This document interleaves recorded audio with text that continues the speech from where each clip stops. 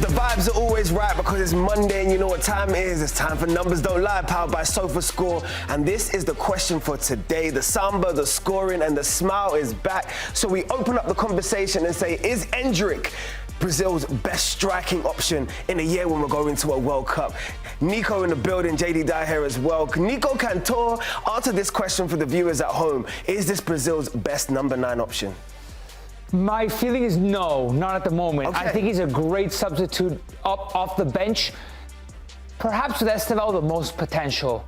But Brazil is so rife with talent that it'd be crazy to say that Endrick is not the best option, because after his move from Real Madrid on loan with Lyon, the numbers speak for themselves. The way that he's so free, playing liberated, playing like that Endrick that won us over when he was at Palmeiras, operating in those same zones with the goals, with the assists. In the game against Lille, with that goal, 6 shots. Against Stade Brestois, he got that assist. I mean, Endrick is back to what we expected him to be, and he's doing so in Europe. I love it. The smile is back, the samba is back, and the scoring is back. Perfectly in line with what Carlo Ancelotti apparently had said to him. Yeah. Move to France, go and get some first team minutes, go and get some goals. And the hat-trick against Metz was, I think, the icing on the cake to identify that he is back in full force and in full confidence right now. When he is on his job, though, even at 19 years old, because I feel like we're a little bit numb to him because he's been around for so long, he's unreal. You said it, he's talented, he's got it all, and he's the youngest Brazilian to have a hat-trick in terms of the top 5 leagues. Right. That really identifies how good he is right now. So it does open up the question, is he ready to step back into that shoes that we christened him with, right? As Brazil's future number 9. Hold up. I think he's ready. I think he's always been ready, but you need him to be happy, because a happy Brazilian, that's when they're most scariest. Trust me, from an Argentine, that I've suffered Brazilian football for basically my entire life up until like this very recent past. Endrick is ready. From the very beginning, he knew it. From his Palmeiras days to then having a more important role to going to Madrid, he was just not getting the love, and he needed to leave to kind of find that refresh look. His numbers in 4 games versus 40 games are much better, right? And look at this. The fact that he's doing this over Ronaldo as the youngest Brazilian with a hat-trick in Europe's top 5, it means something. Not that Endrick is going to be Ronaldo, but that he's ready to take on the responsibility of being Brazil's 9 if called upon, or off to the side if he's as a right winger playing alongside of Vinicius or Rafinha. These are the options. Look at this, from big chance conversion on the y-axis to goals per 90. Endrick, since July, is pretty strong. Compare him to Igor Thiago, who's more of a classic number 9 as opposed to Endrick, who tends to drift right. Or a Pedro from Flamengo, that's more of a central forward. Caio Jorge, that was the top goal scorer in the Brasileirão. Carlos Vinicius is all the way up right, which is pretty impressive. The former Spurs, former Fulham, that only started playing at Grêmio starting this season, or the end of the Brazilian season, if you will. He actually scored a lot of goals there, but it's just, you have to think about it, because there's not that many spots. At best, 9 in the attacker's position, so there's going to be a couple of big names left out on the Brazilian national team going into the World Cup. So we want to analyze Endrick's numbers with Brazil to see if this guy, number 1, deserves to be in the national team, or if he can be very influential. 14 appearances, 3 goals. The numbers from the outset don't really tell you much, because there's so much talent there. I don't think there's any 9 that is going to have crazy numbers right now. Even Vinicius Jr. with Brazil. I understand that, and I get it, but there's something that he does on a football pitch that only the eye test will tell you. Beyond the numbers, and it's the gravity. Because of how sharp he is, because of the flair, because of, his impact in the final third, he brings a lot of attention and a lot of eyes. And he might not necessarily jump out to you in terms of being your prominent goal scorer, or a leading goal scorer, like some of these other number 9s that are going to be competing for some of those positions. But he does have something that you cannot quantify. That's magic. You don't know what he's going to do, because he doesn't know what he's going to do. He trusts his instincts, and when he's in the final third, he really can be as clinical as any world footballer across the whole board. Right? He's very different. So Igor Thiago, I know what I'm going to get from him. I haven't seen it with the Brazilian national team. João Pedro, I kind of know what I'm going to get from him. I've seen it a little bit with the Brazilian national team. Gabriel Jesus as well. Richarlison as well, right? Endrick is different. And especially with this Ancelotti vibe that the Brazilian national team wants to achieve. Imagine the best Real Madrids were when they were fluid. Yep. When it was Vinicius moving and interchanging with Rodrigo, Bellingham floating in there, even with the nines that they have, it wasn't too structured. And I'm feeling if even Rafinha can play at the 9, Endrick can play off of, or Estevao can play on the right. Like Cunha, for example. Cunha's a very fluid, mobile number 9. He scored that goal. He scored a goal against Argentina that was very similar to the goal that he scored against Arsenal. So I've seen this in Mateus Cunha. Caio Jorge, I'm sorry.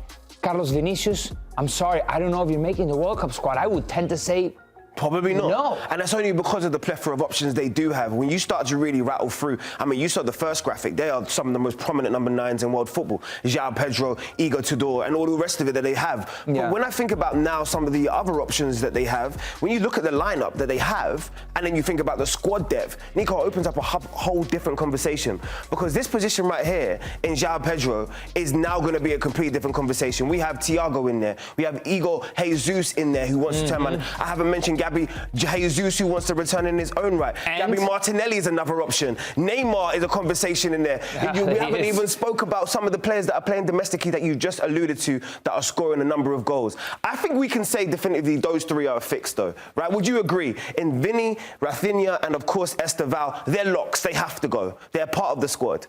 Yes, do they have to go? Yes. I don't know if it's a lock that Estevao will be starting at the World Cup. If I had to choose, I would probably say yes. But there could be a world where Endrick is starting. I think Estevao and Endrick are the different guys. Obviously, Rafinha and Vinicius have superlative quality. Yeah. They're up there and they're going to be starting. But who's to say that you can't move Rafinha at the 9 and have Estevao or Endrick right behind, right? There are, on the attacking side, way too many options to choose from. And that's what Ancelotti's job is going to be this summer, to choose not the most talented 3 or 4 guys up top, but the 4 guys who understand each other to perfection to restore Brazil, because that's what Brazilian football has been craving for the last 20 years, to bring them back to where they deserve to be on the world status. You know who I know who knows Brazilian football inside out? My brother right here, Mbizo Zamani. Mbizo, I need your insight because I know you're consistently on the ground. I know you're hearing the debate. We're rattling through the number 9s and we've definitely still missed out a few that deserve to be wearing that gold jersey in terms of in the summer. But Mbizo, answer the question for us. Is Endrick going? Is this Brazil's new number 9 and should he lead the line for you? Well, my brother, unfortunately, that question is something I have to break down into 2 parts. The first part is, does he deserve to go? And I believe that the simple answer to that question is yes. The other part of that question is, will he go? Whether he deserves it or not. And I think that's a more complex and complicated question. I mean, obviously, since he's touched down in Liga, he's just been playing unbelievable football. But it's not unfamiliar football, as you guys have pointed out. This is the kind of football that we've expected of the boy for quite some time now, since his Palmeiras days, and it's what we expected he would deliver to Real Madrid. He just has, unfortunately, not had those opportunities. But what is clear about the boy is that when he's given a chance, he finds the back of the net. When he's given a chance, he impacts the game. He's done that at every single team that he's played for. When he's put on a jersey, he's been effective. So I believe he should be there. And yes, I believe he should be starting. I believe that since his debut, he's demonstrated that he's the kind of number 9 that Brazil needs. But unfortunately, when you don't have a run of games, especially with a coach like Ancelotti, who's already demonstrated a bit of a lack of faith in him, it will be difficult for him to slip into that starting lineup. But should he be there, I think it would be madness not to take him. Oh, I like that. Oi, Mbizo. Madness not to take him. That's a quote. Then what is your front 4 for Brazil? If you, Mbizo Ancelotti, who would you choose as your front 4? Okay, I'm Ancelotti. I'm not worried about blowback from the fans. For me, I say Vinicius, Rodrigo, Estevao, and Endrick up top at number 9. Okay, so I'm going to ask you then, Mbizo, some of the other names that have been thrown out here. You've already seen what Igor Thiago has done this year. He's been sensational, leading the line for Brentford. Igor Jesus is another one that has definitely entered the fray in terms of as a prominent number 9. Do you want to see options? Who are some of the other options that you definitely think should be in that Brazil squad? Yeah, again, I think it's really difficult. It all depends on how Ancelotti really wants to approach his football, how he wants to play. But I think there are so many options. I think Cunha, João Pedro, these are players that are probably front-running. Domestically, you look at Caio Jorge, Victor Roque, who've been playing really, really well. But you've spoken about how so many players are versatile. Vinicius Jr. can play at the 9. Rodrigo can play at the 9. I'm not so sure, to be honest, about Rafinha and Esteban, but you have so many players that have been used in that position. So I think some of those guys are front runners. I am personally a really big fan of Igor Jesus. I don't think he's the kind of player that's going to, be extremely prolific, but he gives a little bit something different. He holds up the ball so fantastically well, and I think he is the kind of player that we should also be looking at. There's just so many options. Wait, you weren't sure about Rafinha? Let me get that right. You didn't put him in your attack that when I asked you, why? Rafinha, for me, I think he's a decent player, had some good seasons, but I don't think he's an international caliber player. And I don't think at the number 10, he's the kind of player that will be effective. And I think Vinicius Jr., he's underperforming. Rodrigo, Esteban are players that are better wide than he is. And he's simply just not a 10. Wow, I just heard it right there. Quotation. Rafinha is not an international level player. Remember he said that first. Maybe he sees something we don't see. You're smiling. Right? I can't. I think Rafinha is amazing. I think he's simply amazing. No, Rafinha is amazing. There's no doubt about it. But look, it's to you. We want to find out from your discussion how you feel about it. We just heard the wealth of options that Brazil have. O que está falando esse Embizo Zamane and numbers don't lie pelo Sofascore? Oh, não tenho medo. South Americans are going and doing South American things. This is my call to action to you, though. Get involved in the comments. Who should lead the line for Brazil? What do you think? And remember, numbers don't ever lie. All right, let's compare both of these two teams using our Z-score, which is grabbing a bunch of data points from a bunch of different facets of the game and putting them on a scale from 0 to 100. You know, teams are rated in 4 areas, like we mentioned, attacking, defending, possession, and intensity. And you combine all of these underlying stats, and it shows how far or above the average performance are. So if you take a look, like, poor Heidenheim is all the way over here, and Inter is on the other side. And we want to see within these facets of the game where Arsenal and Chelsea lines up.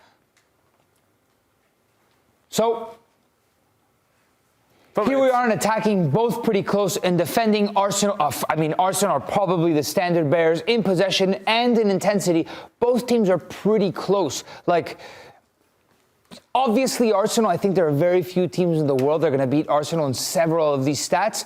But Chelsea, are they as far off as we think they are? No, I don't think they are. I think they've got a lot of the building blocks. I think they've had a lot of investment put into this team, and they've got a lot of young hunger. Let's not get it confused. Like, everyone can talk about Arsenal as being the standards for this and the standards for that, but sometimes you have to go expectations against reality. Chelsea have delivered trophies. They've actually turned around and showcased they can win things. The Conference League is nothing to sneeze at, and also, of course, clouding themselves as the world champions this year after their heroics in the summer. This team has an understanding for what it's like to step on a podium, lift up silverware, and so the gaps in between the two teams is void when you're talking about actual winners, especially when you're talking about a cup competition. So the lack of focus that Arsenal have had, probably I would say since the loss to Villa, has identified a few things. I think the one thing that is definitely identified is this team is both mentally and physically being pushed to the edge. A lot of their goals are being conceded after the 80th minute for a reason. And Nico, you know that's more of a mental side and a physical side than that is anything to do in regards to their ability. That tells me that there's a lot of fatigue within this team. Hence, I'm expecting a lot of rotation in regards to Arsenal selection, especially if they're going to compete on all fronts. It's one thing I think this can happen if you're still winning. Yeah. Right? If they were conceding all of these goals and their form started to take a dip, then I would be concerned. But Arsenal have kind of figured it out. They're expecting that loss to Manchester United to be more of a blemish rather than a trend, right? They bounced back with a 4-0 win against Leeds over the weekend. Like, that's a sign of resilience of a team that's hungrier, that can get over a result. Then comes Carabao Cup. We'll see if they progress or if they don't. They're faced up against a Chelsea side that we said was refreshed, right? Under Liam Rosenior. Their only loss under Rosenior has been against Arsenal, right? They look good.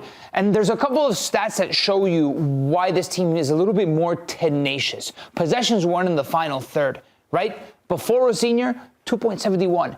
Afterwards, 4.21. Opponents' touches per possession won, it's similar. Opponents' key defensive errors per game, it's similar. But possessions won in the final third per game, this is showing me that this is a team that's willing to pounce on you, that has a little bit more aggressiveness in search of getting the ball back and of scoring. I tell you what it also tells me.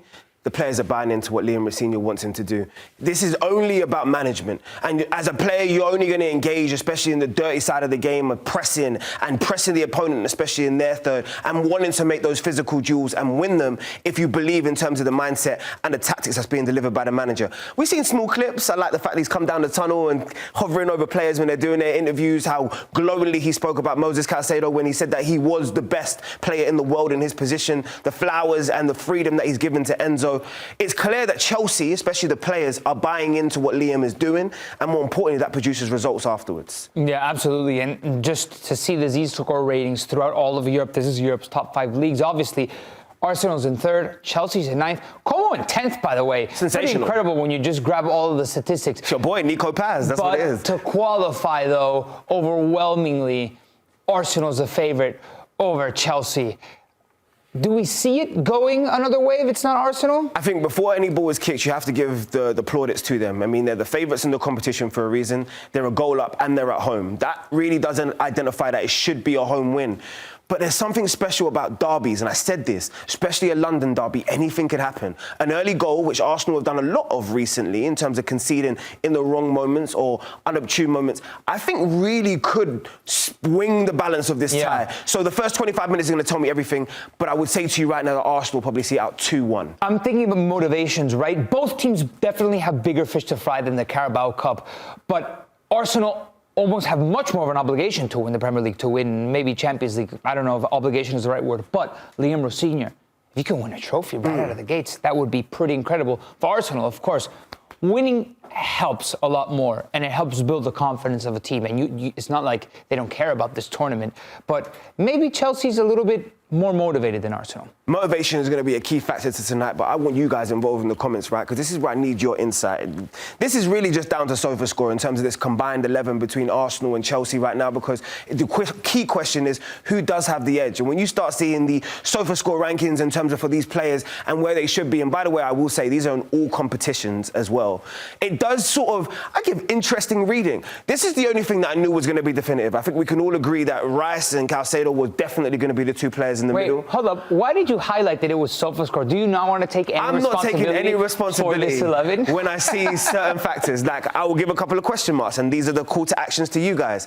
Where is Yuri and Timber on this? Yuri and Timber can play left or right, and he definitely has had a more consistent season than maybe both of the two fullbacks that have been selected. Okay, would you the goalkeeper? Okay, goalkeeper, I think we all agree. Is a question mark in its own right, Nico.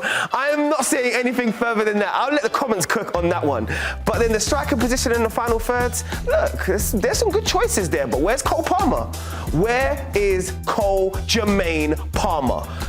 End of discussion there. Yeah, I mean, obviously you need to consider that these ratings only happen when you play, and a lot of these players haven't played as much. Odegaard hasn't played as much when you compare him to Declan Rice, Moises Caicedo, Piero Hincapié. I could even work out Timber over Piero Hincapié, but clearly his Sofascore rating isn't as great. Where's Enzo Fernandez? Where? Right? Like, 11 goals already this season, Enzo Fernandez? Could you work him in for an Odegaard? I wonder if both of these guys in this position had a higher rating than Enzo Fernandez. But, like, sure, I'll discuss almost everything. I'm open to any type of discussion. You know what I want to discuss. But where I think it's, this is where the numbers maybe do lie. Dude, no. I feel like it's blasphemy on the show. I love Nico. He's my co-host. He's my brother in arms, and he will turn around and always do what's right in terms of talking about the numbers not lying. This one is a definitive lie. I'm telling you now, there is no way, and I would love anybody in the comments to go back and forth with me. Tell me where you see a world in which Sanchez is better than Raya in this situation, and this as well. I need an identification, a zoom in, and an explanation as to how David Raya is a negative 1.61 1 in goals prevented. Okay, can I explain? Explain it to me. Try to explain. Break it down. So David Raya has conceded some long shots, right? First of all, he's not seeing that many shots because his defense is absolutely incredible. This guy maybe is called upon a little bit more than David Raya on the norm, although his save percentage is a little bit lower. This is save percentage being lower than goals prevented in the positive, and then his is flip-flopped is a little bit strange. But let's go back to the goals prevented, shall we? Let's take the Udogi shot and the Cunha shot, right? Okay. Those are low XG shots. They're incredible goals, right? That's why they're such golazos, because we don't expect the goal. No one expected Dorgu to do that. No one expected Mateus Cunha to come inside and curl it in. Dorgu, I think Dorgu was the crazier Yeah. one. Give it a low XG.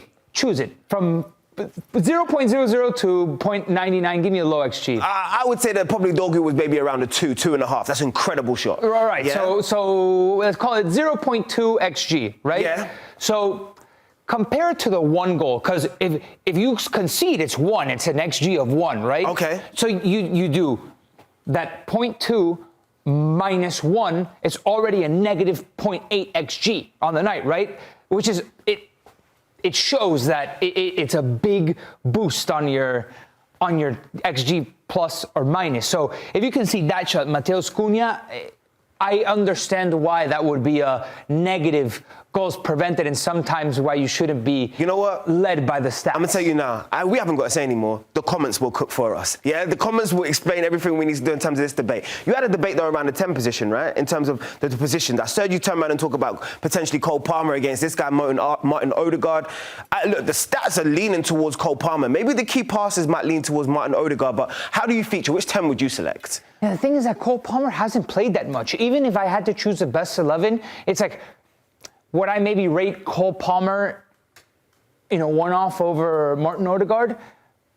Maybe. Not maybe. Cole Palmer. Jermaine Palmer. But Odegaard at his best is absolutely incredible. Sensational player too. Like, his sample size is much smaller. Penalty area entries per... Like, I've seen Odegaard be very influential for longer periods of time than Cole Palmer. Is that too crazy to say? No. But I don't know if Odegaard has been at his best this season. Honestly, in my team of the season, in the combined 11 this year, I don't know if I would put any of them out, because Martin Odegaard hasn't been at his best and Cole Palmer hasn't played that much. I would probably put Enzo Fernandez in that position, to be honest. That's a fair result. Look, Enzo's been producing 11 goals already in double figures, producing some key goals in terms of winning goals too. The last one we have to debate though. You know what time it is? It's number 9. Okay. Look, you already know what I'm going to feature about this, because I think both of these strikers had huge potential. I already banked in terms of João Pedro. I said he would be in the conversation for the leading Premier League goal scorer this year. That didn't quite work out how we wanted it to. Victor Gyökeres has had spells which have been good and bad. This is one of the upturns in terms of the goal from Inter, and now you start thinking about the goal that Leeds and all the rest of it. This could be an important turning point. He needs a big goal in his Arsenal career, though. I think he needs a big goal more than João Pedro needs a big goal. He needs a goal that Arsenal fans can hang their hat on and say, this is the reason why you paid all of that money, and there is the refund in terms of the deliver in the big games. You know who's Arsenal's leading goal scorer in the Premier League? You're going to say own goals. It's not own goals, actually. I would say Leo Trossard then. Victor Gyökeres. See, there you go. And look, attention is one thing. You can talk about everything else, but the numbers, the boy is still involved. I do think he needs a moment, but it's crazy because who's their talisman? You would think Arsenal, like XG performance, he should be scoring more than he's actually scoring, right? Again, adaptability. This guy has already played in the Prem. There was a lot of pressure on Victor Gyökeres. I was flying the Victor Gyökeres fan from the very beginning, but maybe it takes him some time. Although he's Arsenal's leading goal scorer in the Premier League, and if they are to win, it's just a little bit unusual to say that this team doesn't have an out-and-out superstar performer, like with the numbers. Rice, I think, is like the MVP of this team, all said and done. But they don't have a guy that's putting up double-digit goals in the Prem right now. Bukayo Saka is off his best performances in the Prem, no? Say no more. Well, it's great. If Arsenal gets this done, they're going to get it done in a very different way. There's Robert Sanchez with our own JayDee Dyer. This is Numbers Don't Lie, and perhaps in this segment, they just did a little bit. favorite time of the week right here on Numbers Don't Lie, the WTF Stats of the Week. Yeah, it's back, baby. I can't wait. And this is one I know is going to make some people smile. Yeah, XG merchants come front and center because I know it's your time to start putting some things in the group chat. And the center of attention for the stats this week is centered on the XG. Now, take this one in. In terms of Barcelona against Elche, it was a sensational performance. If you watched it, freedom was flowing in terms of Hansi Flick's system. But when you actually looked at the XG, it was the highest XG in La Liga game on record. 6.44 from Barcelona was nothing short of sensational. Lamine Yamal, Rosenior, so many of them players were balling all the way through. Now, here's one for the XG merchants that you don't send, right? Because the opposite actually occurred in the game between Atalanta and Como. I thought this game was actually going to be so much better. I was so excited. Got myself up on a Sunday morning thinking to myself, this is going to be one of those groundbreaking games. Two exciting teams.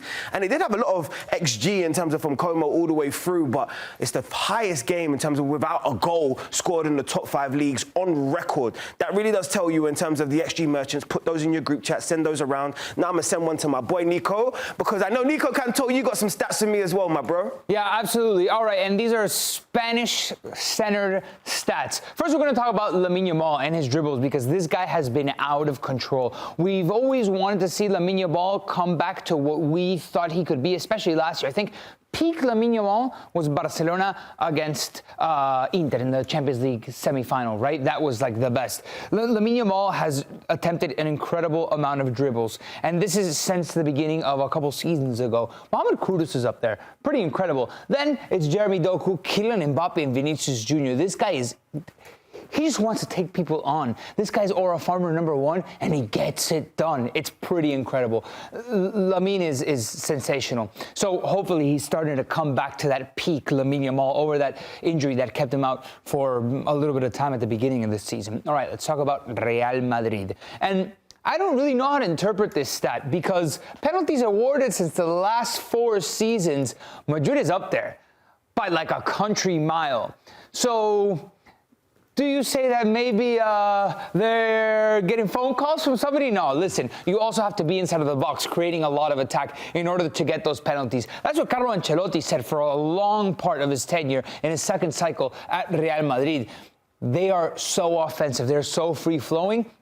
They are a team that are very difficult to contain, and naturally, you're going to get more penalty kicks. I'll let you guys in the comments decide the influence of those penalty kicks. What? Like, what? Penalty from around the Hey, Florentino makes the call. You know what time it is. You need to pick it up, all right? No, don't be like that. Don't be like that. Don't you be know like what that. time it is. Pick up that phone. The comments can be like that. Not you, JayDee. Pick up the phone. All right, look, this is our favorite part of the week as well. When we talk about the WTF, we talk about the stats. Nico, yes. This is the one you got to set up. It's youngest players to reach 300 Premier League appearances. Okay. Because Declan Rice became the 5th youngest. I heard this on the radio, so I got 2 of these 4, by the way. Okay. So I think you can get all 4. Okay, I haven't been doing very well in the couple of these trivia questions all week. I guarantee you, congratulations to Declan first. We'll send him a message after he did that. But I know one of these has to be Raheem Sterling. Looking at the head texture, I would guess it's this one. Correct. I would say to you, think about young wonder kids in the Premier League. Wayne Rooney has to be one. Has to be one. Oh, look, the head shape. I can see it already. Give it away. I can see it already. All right, think a little bit older. Yes. James Milner broke the record when he came on for Leeds. I'm on fire. And then when you start thinking about players that have been consistently playing in the league for a long period of time, Gareth Barry. This is Gareth Barry. I'm sure of it. Wow. Show me the money. Show me the money. I'm back. I'm back. Okay, this is good. I'm all fired up. I'm gonna hold that one for a week. All right, let's guess the team now. Right, let's go all the way through, because this one is going to be interesting. I'm buzzing. I got the players. Let's go. Okay, so guess the team. Oh, 4 in all competitions. Your only clue: they're a top 5 league team. Currently placed 15th in their league. Nico, bring it home. I know you've got this in your bag. I know you do. This is horrible. They're top 5, currently placed 15th, so they're not in relegation, but they're in this type of form. They're level on points with another club from the same city. It's crazy. This is league form. Oh no, league form in all competitions. All competitions. I was trying to think Paris FC, but they can't be that bad. Someone in Madrid. No, but oh no, I was gonna go. Last season they're Asturian. Oh, I know who it is. Who's from Asturias? Last team they're Asturian. Oh no, not Asturian. I know who it is. I didn't know. Manager led their team to the Focus. first ever. Oh, this is Crystal Palace. Yes, it is. Yeah. Come on. This has to be. I'm like, who's from Asturias in Spain? Yeah. Oh, you know what threw you? They're level on points of a team from the same city. That's what would have thrown us all. Yeah, I mean, Tottenham Hotspur, north and south. Right. It's a bit far, but you know how the game go. This is good. I'm glad that we did this. Do we have one more? Or Do we have any more? That's it. We're done. Okay. Well, you know what time it is, as you say. Men live, women live, and numbers don't. This has been Nico Cantor and JayDee Nico. Energy in the building.